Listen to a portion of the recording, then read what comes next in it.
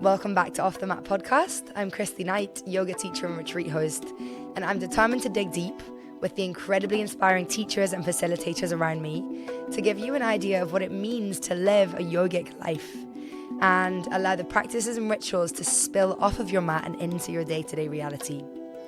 Today's guest is Isabella Verrico, one of the two gorgeous sisters who started MICA Yoga, a South London-based studio that's one of the most welcoming and inspiring places to teach and practice.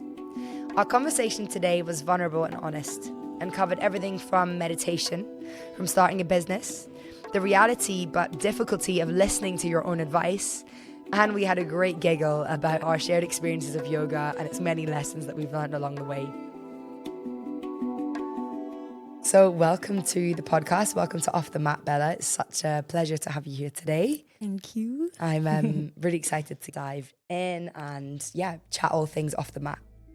We're going to start, as always, with a little grounding meditation to wherever you are, wherever you're listening to this podcast, to ground you and to get you ready for our conversation. So I'm going to hand over to you, my love, and let's get started. Okay, so wherever you are, just begin to slow down. Whether that is internally slow down or actually pause.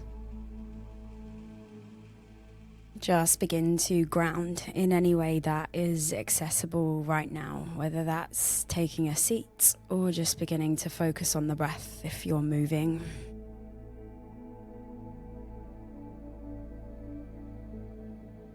And apply a little bit of ease. So apply a little bit of softness. Embody the sensation of surrender, of letting go, whether that's lengthening the breath, whether that's physically allowing your shoulders to come away from your ears, letting go of your jaw, and just beginning to focus on your breath. So noticing what parts of your body move as you inhale. Notice what parts of your body move as you exhale.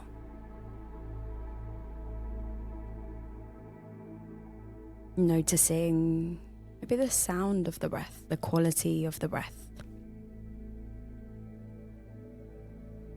Noticing its similarities between maybe the sound of the ocean. Reminding us we are all one.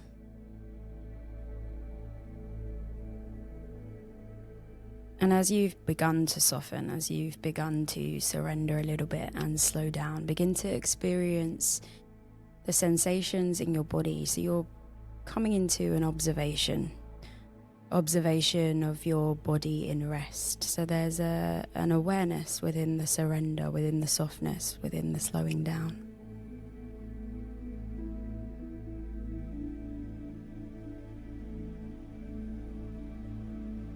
Nice.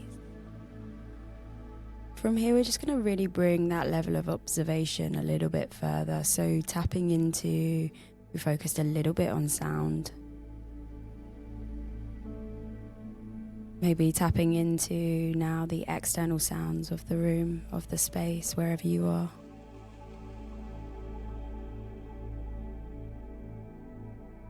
Maybe sounds in the room, maybe sounds outside of the room, the space, your space. And then back to the internal sounds. Just bringing our awareness to this moment in time. Practicing being present. Leaving your day ahead of you. Leaving thought of your day before you behind. Just arriving here. Focusing on all we have right now. And dedicating this time to just being.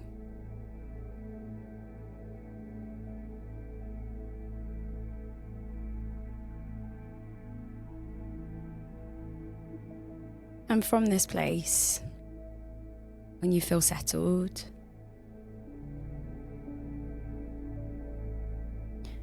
Set an intention for the rest of your day, whether that's an hour before you sleep, whether that's your whole day ahead of you.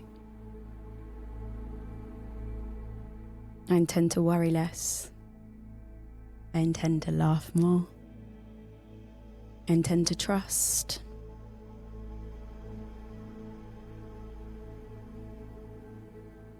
And release outcome from this.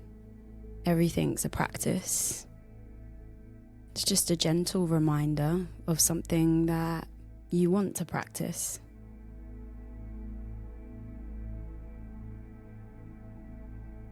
Something that you want to welcome more of into your life.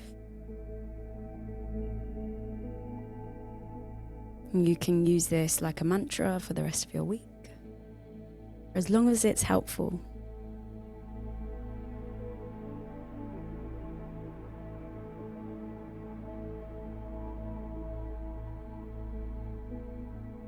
Nice, and when you are ready, guiding yourself back, welcoming in a little bit of movement, back to the hands, back to the feet, maybe into the face, flickering the eyes open. Thank you so much. You're welcome. What a delightful way to begin our conversation. I hope you enjoyed that at home, and I can't wait to get into the chat. I'm super happy to have Bella on the podcast today. Bella is one of the incredible two sisters that run a studio in Southeast London called MICA Yoga.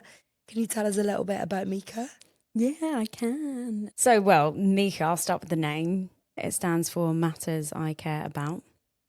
Originally, I started a theatre company and then started teaching alongside it, yoga. And the opportunity to open a studio came up, so the name felt fitting as well for the studio. I think we wanted to apply care to the practice, care to the environment. And yeah, so it worked, MICA Yoga. Lots of people say MICA, it's MICA. You heard it here. When did you, it's not been very long, right? It's pretty new. No, we just had our year birthday, which has flown by, but also, yeah, it's like a massive blur. It's a huge blur because it's just this constant, I don't know, roller coaster, this constant ride that you never seem to get off.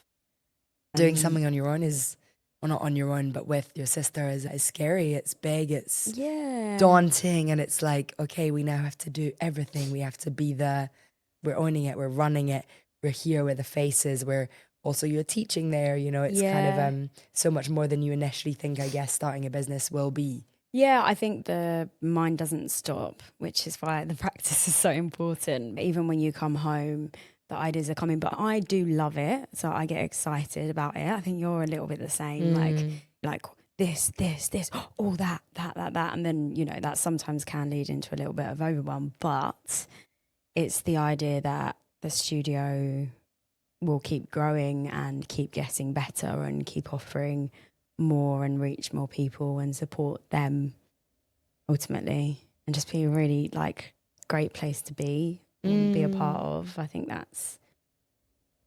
that's what, you know, I think you're the same as well. Like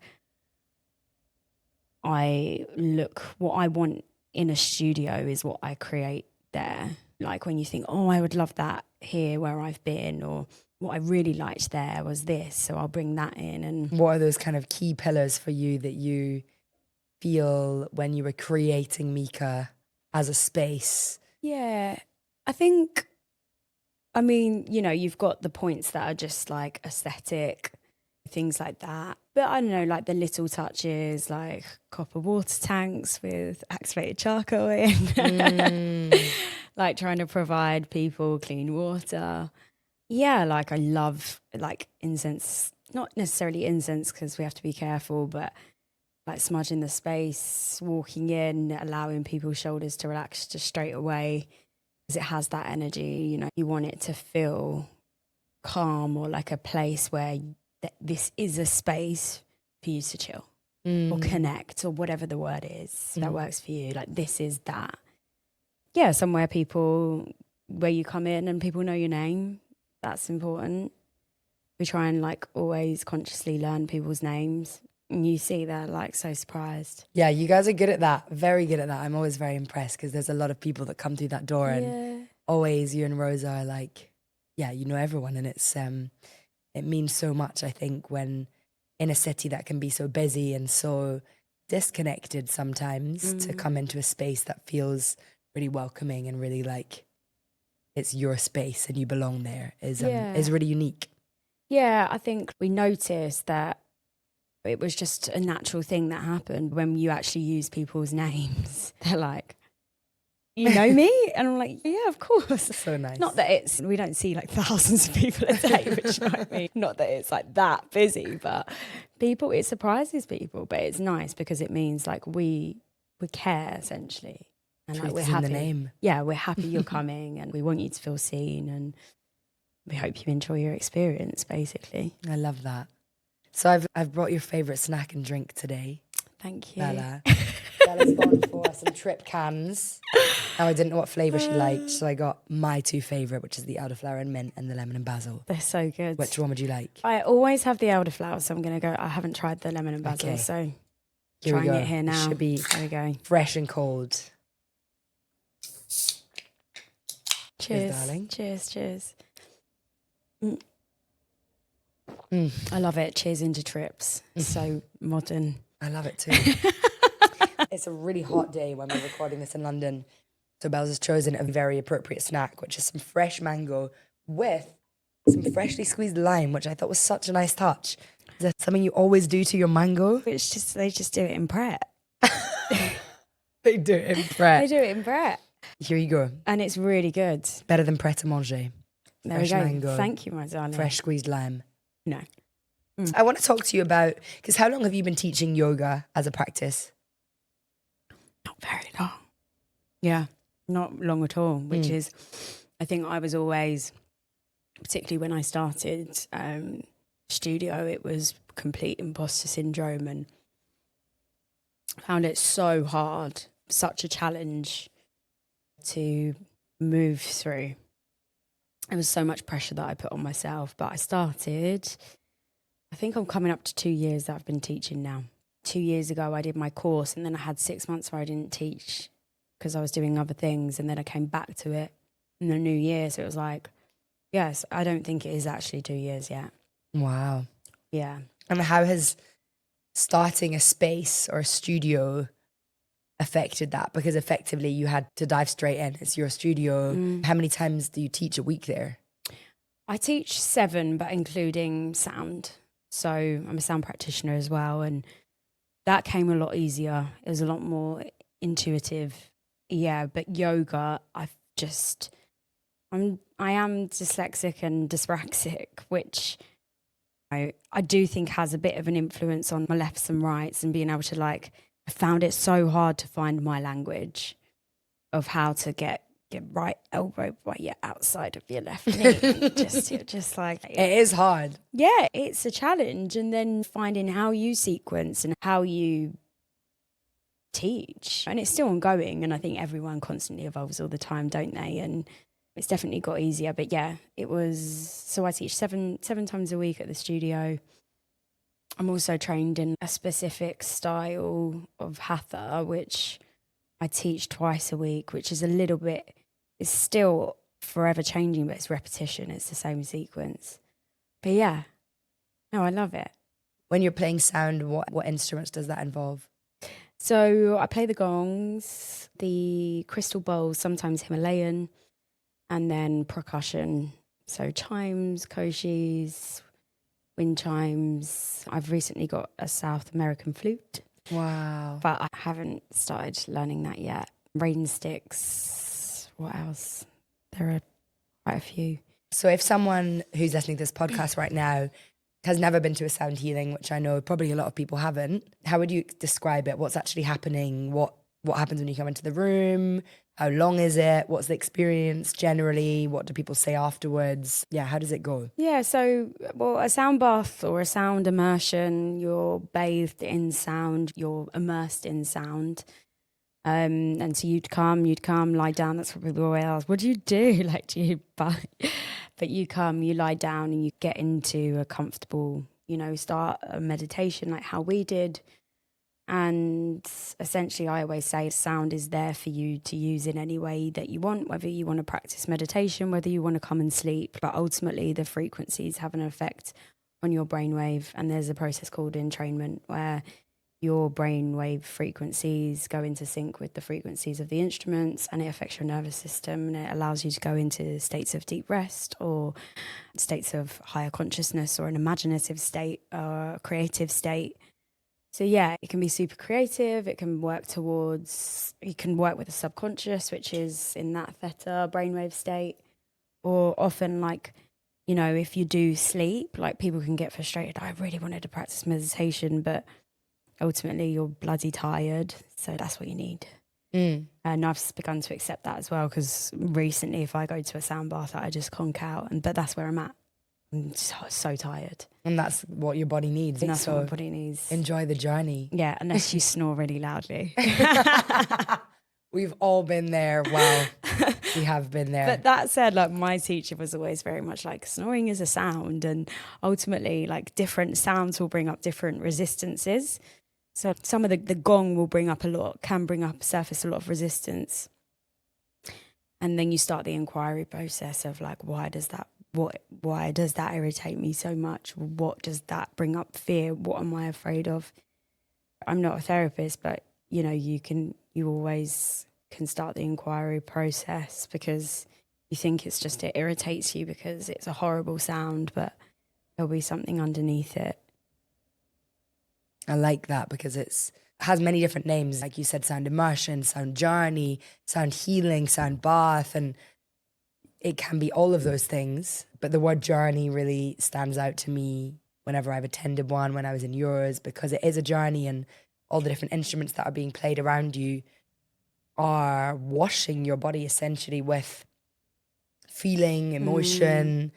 And it's kind of that journey takes you on what you need to have in that moment. Definitely. Which I think is a really powerful and really incredible practice. It's funny because usually after a sound bath, some people are really, and I think this is why the feedback can be not so vocal, because they're still in a state of rest or whatever, they're still coming round. But yeah, I think people can often get downloads. They talk about, or like a little message from themselves or something that really came through, which is always nice. Someone had one recently, which was like, do it, just do it. Start moving. Don't say, I need to be more this, I need to be that, more that. Just go in, just do it. And she was like, that's what I got. And that was a nice one. That was most recently. But yeah, I think God knows what goes on. For sure. Do you think with MICA as a space, so it's a beautiful space in Nunhead, it's a small studio, you go upstairs to Reformer, it's a hot, and then there's a big yoga studio at the back where I teach on Monday mornings. What I find fascinating and what I'd love to understand as a studio owner, you're sitting on the desk as people are coming in, day and night, morning, lunchtime. And I'm always fascinated in a yoga practice when people come in a specific energy, or they bring a mindset with them.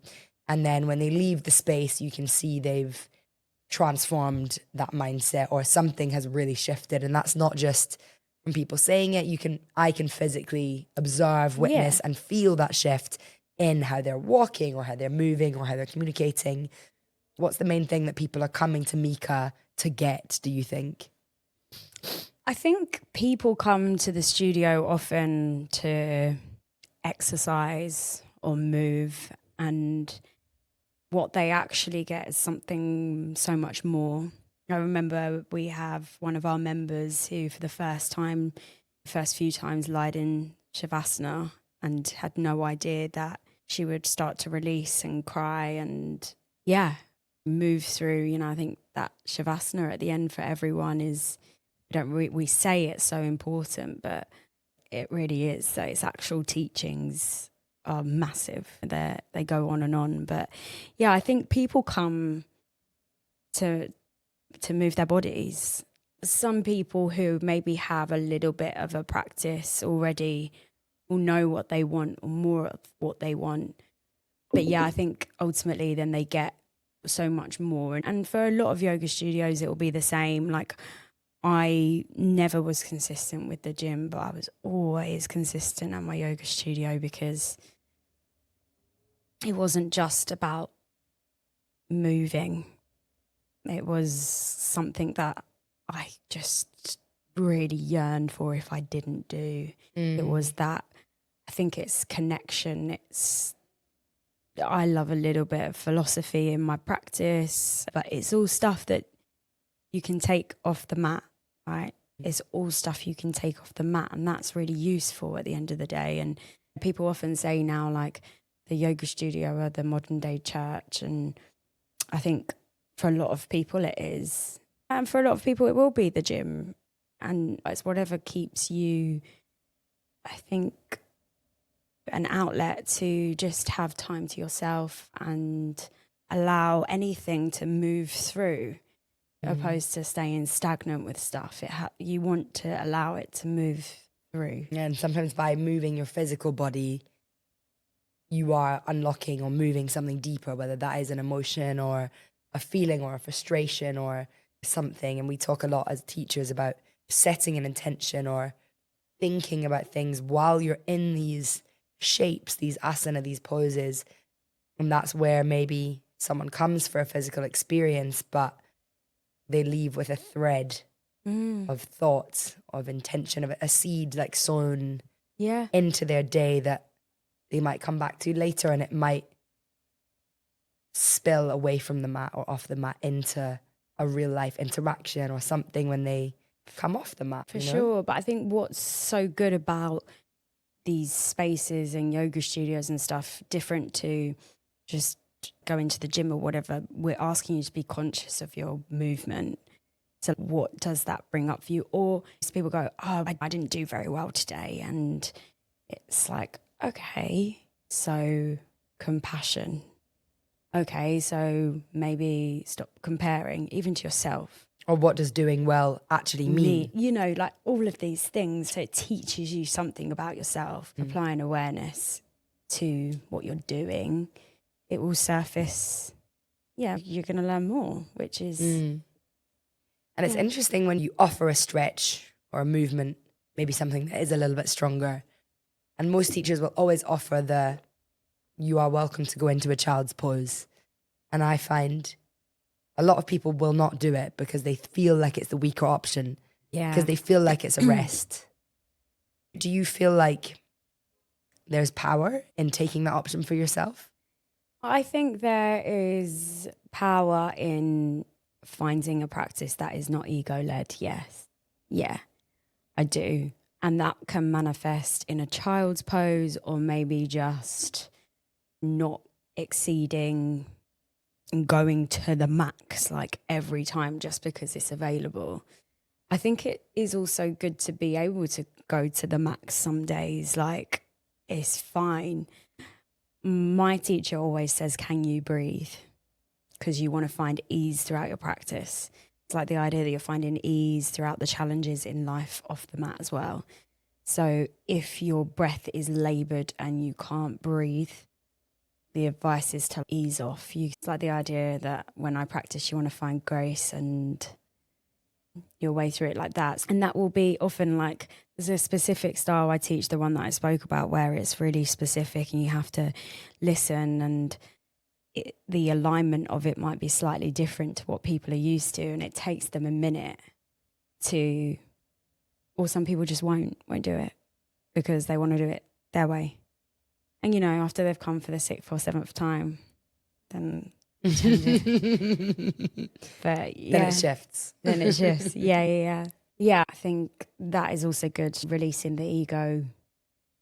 And then sometimes finding when it's useful, because we all have one for a reason. And if someone is coming to MICA, walking through the room, very much there for a workout, I get it a lot when I'm teaching a hot flow or a power flow, and people want to come and find strength and move, and that really serves you in some days. How do you think that in that moment you can start to maybe take more from your practice than just the physical. What piece of advice would you give someone to say, let's just tap into something a little bit deeper than just that physical strong practice? I think you can only invite people to find like space within. You can only invite them, and when they feel like they're at a point where they don't just want to go full throttle, then one day they'll surrender into the breath or into something, a release of some sort. And that might happen quickly, that might take weeks. But yeah, I think it's all an invitation, I would say. Yeah. So when you're not a MICA and you have a day off, what does that look like? I'm still mastering balance. I think we all are. Usually when I have a day off, it's because something is going on. It's busy, it's chaotic, it's a messy room, it's running around, it's trying to be on time. We were talking about how I'm someone who's always late, and unless it's something like teaching yoga or someone really important, I realise if I can have an extra 10 minutes, I'll take it because I'm tired. And I think that's something the practice has taught me recently. I'm trying to apply more compassion, and I'm quite hard on myself as a person. And applying compassion isn't always like super easy to know what that even means. And I was like really resisting the fact that I'm always late, and it upsets me in the end, and I get frustrated about it. But yeah, it actually is like, why are you always late? It's not because you don't care, it's because you wanted that extra 5 minutes to just stop. But yeah, it's usually a friend's birthday, a meal. I said I'd see someone. It's usually some sort of plan. A day off often isn't chilling, or it's sorting out a cupboard, or seeing my nan, or seeing my niece and nephew that I haven't seen. Yeah. It's that. It's, as you can tell, I think at the minute with the studio, like mine and my sister's life has changed a lot. And we're navigating our way through that because the balance is off. I'm not practicing what I preach in a sense of finding stillness. Sometimes it's hardest to take your own medicine, though. Yeah. And I think there's like I don't know, maybe there's an image of somebody who is a yoga teacher or shares that practice, that you are someone who's calm or someone who's good at that side of things, where when you live in a city like London and everything's so fast paced and you're running your own business within the space, of course all the other stuff has to get done, and if you don't do it, who does it? I totally feel you. Totally feel you in those weeks where it does feel extra crazy and the to-do list is super long. What's your kind of go-to non-negotiable practices? What are those little bits of yoga or of your yoga that you can come back to in a minute where it helps you, it grounds you, and it helps you just find a little bit of calm amongst the storm? I think that there isn't in particular like one. It will depend on the day. Like sometimes I've been trying to start my morning with a walk around the block. There's nothing too crazy, but it's like literally a 10-minute walk, get your vitamin D, come back in. I'm a big meditator. Find it hard to do in the mornings. Okay, I'm not going to do a full 60-minute yoga practice. I might do a few cat-cows. Few cacaos. A few cat-cows. Just warm up my spine, a few stretches, and then into a meditation. And even if that is 5 minutes or 8 minutes or half an hour, whatever, I think like anything, the more you do it, the easier it is to tap into. So obviously if you just dedicate 5 minutes, you might not get loads from it. But if you're dedicating 5 minutes every single day, you're going to access what you need to so much quicker. What would you say to someone who, like me for years, said, I can't meditate, my mind's too busy, or along those lines? Yeah, I think there's so much in the word practice, and just release the judgment. Allow your mind to race. Allow it. It's fine. Just keep practicing. Just stop beating yourself up. Stop resisting yourself. Stop being in conflict. Just allow it. You're doing it, you're sitting down, release expectation, just keep practicing what you've been told to practice. Stay with the breath, stay with the sensations in your body, keep sitting, and you'll find a feeling or a place where you receive something that benefits you. Yeah. Also, there are like really good, one of my favorite mini-sized bite meditations. One of them's on Spotify. It's Deepak Chopra's 21 Days of Meditation. I think they're like 10-minute bites. And for me, sometimes I'm like, it's not long enough. Go away, Deepak. Like, why have you come back? I was into that. Yeah, sometimes the guided ones can be amazing because to really sit with nothing, I have Headspace, I use Headspace all the time, Right. but to really sit with nothing guiding you is such a challenge, especially also when you are living in a place where it's noisy and it's loud and there's cars on the road and there's housemates making their breakfast, and that is nearly impossible to not get distracted because there's stuff going on. Yeah. Super helpful when you're beginning. But that said, I think if you can keep trying with meditation, it's beyond powerful to the point where you don't want to leave that state, that feeling of bliss that you enter into. That's where it can go, which, because people don't access it on the first time or maybe even the 10th time or the 20th time, they give up. And like naturally you don't want to preempt that feeling, or I'm not getting that feeling. That's why I say just keep practicing and see what comes to you, because what can come is a space where you don't want to leave, which I know that when my mind is there or my mind is switched off and my body is switched off, that is so healing for me. I think I'm still finding like my particular routines, because it's ever evolving, your life is ever changing, and I'm still on that journey. It's not like I wake up every day and have a set practice, which I kind of wish I did, but compassion.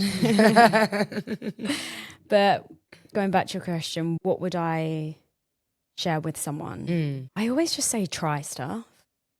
I like affirmations, actually. That is something I do. Affirmations have been a nice one to wake up to, because people sometimes resist them because they sound a bit cheesy or whatever. But they do work. They do really work. And I just think they're just quite a positive way to start your day, as well as gratitude. Big on gratitude. If you were doing an affirmation, is that something you would stand in front of the mirror and physically say out loud? It depends. It depends on what I'm working on. It depends on what's bothering me at the time, what I'm finding challenging. Or I might find an affirmation that like really just hits home and gives me more space internally. But yeah, I think everyone's yoga can look different, whether that's compassion to the self, whether that's doing the physical practice and finding out loads there, whether that's affirmation, whether that's non-judgment. There is so much to practice, whether that's sitting, meditating, connecting to yourself, hearing your own voice, shutting out the noise. Yeah, I think try it, try stuff. Just try stuff and see what like sets you alive, what makes you feel alive, what gives you more space. I love that. Yeah, I remember so well in my 200, I remember talking about Satya, which is the truthfulness. Yes. And on my 200, they gave us an exercise where they said, okay, for the next week, in all of your conversations, in all of your encounters, be aware of every single time you tell a tiny white lie. Just no matter what it is, it's just not quite the truth. Because we do it. We all do it all the time. We bend the truth, or we exaggerate, or we say something to get away with something or make it sound better. And not only did we have to be aware of it, we wrote it down as a list. And it's just these small things. And I was shocked. God, I think I would be as well. I had this huge journal page of just stupid things. They didn't even matter. It was just these silly things. And I thought, why am I doing that? Yeah. And I think a yoga practice can be even something as simple as that, as just listening to yourself and actually speaking your truth, Yeah. the full truth, Yeah. and not embellishing and not doing that. And it's like, hang on a second, why do we do that? Why do we all, as humans, we all just do that? I know. I come from a family of exaggerators. And it's, yeah, but the story just is a little bit better when it's juiced up a little bit. But yeah, no, it is interesting. And I think speaking your truth has become, I found it really challenging because I think we avoid conflict so much. And yeah, you have to be honest with yourself. You say, you know, you don't want to offend anyone, but actually you're not doing anything offensive by saying how you feel. And that's something I am practicing at the minute and find, particularly running a business, really hard because I like to people please and I do avoid conflict. Yeah, I think it's so important. The practice teaches you to live a truthful, authentic life to you. You know, you have to. This is our opportunity. We are alive. Live it how you want to live it. As long as you're not hurting anyone, like, live it. Enjoy it. And I think, you know, why an aligned life is so important is because that's the happiest life you'll have is when you're aligned. That's when you'll feel you, when you're like being your groove. And so you've got to do it. That's what I'm telling myself at the minute. Because I get a lot of people thinking that coming into a yoga studio feels intimidating. Often a lot of my guy friends who feel like they're not flexible enough or they can't touch their toes, that's the classic one. Or they just feel intimidated to come into a space where maybe other people have been practicing for longer. Yeah. What piece of advice would you say, or even what habits have you seen people adopt in your studio that have given them that confidence to come to a class when maybe they are newer to the practice? Yeah, it's a funny one because if your objective is to come to be more flexible and you don't want to become because you're not flexible, then it's like, well, you should come. But I understand that sometimes doesn't help because what you're essentially saying is that you don't feel comfortable around other people who are good at something that you're not, which is like essentially part of the practice. There you go. That's something for you to work on. So how we try to help that is by it just being a really friendly space and just reminding people that it's not about what it looks like. It's about the union, the taking part, you know, yoga union. We are quite big on that, moving as one. We like it to be, it's not that for everyone, but yeah, I would say that I just remind people that not to worry about it too much. But I think it being a friendly space and having nice, approachable teachers helps. I understand that it's hard. What I would say, if anyone who has that concern of, I don't know if I should come, I can't do it that well, or that's why you should come. Not to do it well. The fact that you have resistance to being in a room and you're worried about it, that's why you should come. Come and get uncomfortable. I think the yoga world is like constantly trying to make people comfortable all the time. And actually, I think it's important to be uncomfortable and get comfortable with the uncomfortable until you find something else uncomfortable, and coming into the studio isn't that. And it always moves and it always changes. But yeah, I think if you are resistant to it, then come. Absolutely. You find growth in the discomfort, for sure. Yeah. For sure. So, Bella, for people listening at home, if they are, say, interested in the conversation we've been sharing, the chats we've been having, and they want to go somewhere to maybe dive a little bit deeper into their yoga practice, I would love to know what are the resources that have helped you, the books or I know you've already mentioned the Deepak Chopra short meditations, but any other resources where someone can go and dive a bit deeper into all of these ideas? Yeah. One of my favorite books ever was Mo Gaudat, Solve for Happy. Oh, love. That's one of my favorite books too. It's amazing, isn't it? It like honestly changed my life. I need to listen to it again, but he is so accessible and just touching and tangible. And if he can do it, like we all can do it. Agree. Another one that I love is actually Jay Shetty's Think Like a Monk. I don't know how. Yeah, I love Jay. I think his book, Think Like a Monk, is so tangible. he makes philosophy and just gives a really clear way to live. And there were also exercises throughout that book. And it was, when I first read it, they like blew my mind.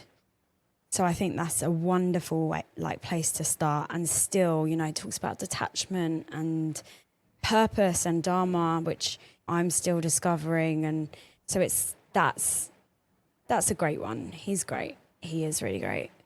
Deepak, I love. I haven't actually read one of his books, but I have one. I think it's called Quantum Physics or Quantum Healing, which I want to get more into. Nice. But yeah, the 21 Day for Meditation on Spotify is awesome. Incredible. So we're going to put all those links in the podcast notes below so you guys can have a little read or follow along for the podcast or anything at all like that. We're going to finish by moving into the last bit of the podcast, which we call Final Flow. So it's going to be, I haven't warned you about this, but it's going to be short fire questions. No need to think too deeply about these, just so we can learn a little bit more about you, about your practice, about your life off the mat. Sure. Hit me. What's your favorite yoga prop? The block. The block. So multi-purpose. Love the block. Use the blocks. Use the blocks. Yeah, find stability before you find depth. That's what we say. And even now, I use the blocks. Love the blocks. They can just help you go a little bit further because you're stable. I still use blocks. Me too, all the time. Sunrise or sunset? Rise. I don't know, though. That was my instant response.